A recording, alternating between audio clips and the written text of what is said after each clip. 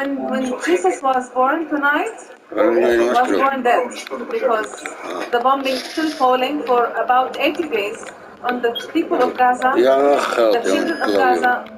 A somber Christmas in Bethlehem is also a heavy blow to its tourism-dependent economy. The tourism sector has already lost $200 million, and it could increase by the end of this year.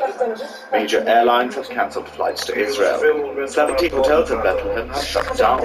Over 6,000 employees have lost their jobs. As the war continues, things will only get worse. Bethlehem has weathered centuries of change. Its ancient streets whisper stories of conquerors, pilgrims, wars, and checkpoints. So while this may be a Christmas in mourning for the biblical town, Bethlehem is praying, like so many others, for peace to return. But given the current situation, that would be nothing short of a Christmas miracle.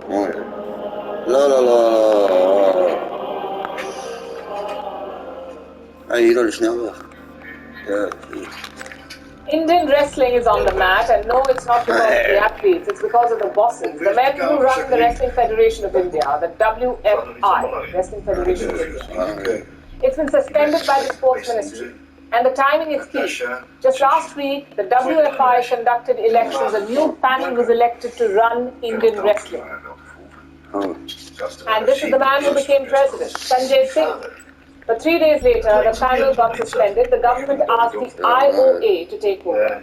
That's the Indian Olympic Association, IOA. Strange, right? Not if you've been following Indian wrestling and the controversy. Let me tell you the backstory. In January 2023, this year, Indian wrestlers began protesting. What was their demand? An investigation into Brij Bhushan Sharan Singh. He was then the president of the WFI, also a lawmaker of India's ruling party. The wrestlers accused him of sexual harassment. Things like groping, stalking, repeated sexual failures. Around 7 women accused him. But Brij Bhushan did not step down. He denied all those charges. And that's when the Sports Ministry got involved. It formed a committee to look into the allegations, also called for immediate elections at the WFI. This was way back in April this year, April 2023. It would take another 7 months to hold the elections. Meanwhile, the protests continued. The wrestlers were not happy with the government response. Not even a police complaint had been filed. In the end, the Supreme Court got involved, the top court in India.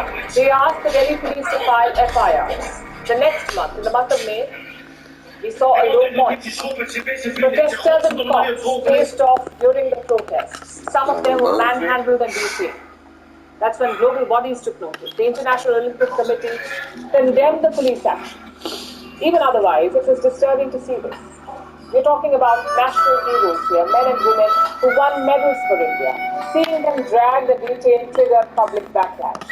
Yet, the WFI courts kept getting delayed, and the result was this. In the month of August, the World Wrestling Body suspended WFI. They said no elections, no recognition. Finally, this month, polls were announced, and they were won by Sanjay Singh. End of story, right? New president, new start. Well, not quite. Sanjay Singh is a close aide of Brij Bhushan. He calls him brother. After winning, both men attended a press conference together. It was like Brij Bhushan got more garlands than Sanjay Singh. So once again, the wrestlers reacted. Olympic medalist Sakshi Malik announced her retirement. Bajrang Punia returned his Padma Shri Award. Punia too is an Olympic medalist. Now this was all expected. People knew Brij Bhushan's proxy would win the election. So why did the suspension come? 3 days later. A couple of reasons. For starters, the brazenness. The WFI doesn't have its own office, so guess where the new panel and president works from? Brij Bhushan's house. A place where he allegedly harassed wrestlers. That was strike one. Secondly, the new president made a quick-fire decision. He announced that 2 upcoming competitions will be held in Gonda, a city in Uttar Pradesh, also the hometown of Brij Bhushan. The government said enough is enough. It suspended the WFI panel and the president. Is it a U-turn? Yes, it is. But it's also a strong statement. Brij Bhushan now says he's leaving the sport. He won't be involved in Indian wrestling anymore. Compare that to his statements earlier this year. He refused to leave no matter what. As for the new president, he's cooperating. He has asked the Sports Ministry for some time to build his case. If that fails, he could look at legal options. Either way, the big takeaway is this. The right thing has been done. Should it have taken almost 1 year to get there? Maybe not. But it's better late than never, we say. Wrestlers have welcomed the ministry's move. Some opposition leaders have also supported it. The next step is to rebuild trust. After all, this is wrestling. It may not be India's most popular event, but it has given the country many medals. Around 23 at the World Wrestling Championships, 7 at the Olympics. India has a distinct wrestling culture, one that is a mix of tradition and new age professionalism. It's a mix that has worked for us, which is why rebuilding the trust is important, to make sure that athletes feel safe and respected. Now let's shift our focus to Serbia. It's a nation in southern Europe, in the Balkans, and the country is going through chaos. Serbia held snap elections last week. The government scheduled the polls in the face of mass protests.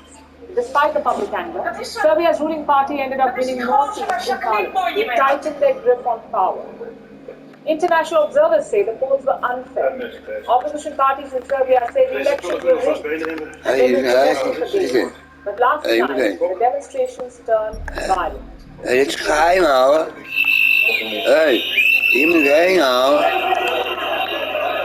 Oh, hier, dat is toch ook weer, weet je wel. These were the scenes from Serbia's capital Belgrade last night. Thousands had marched to Belgrade City Hall. They were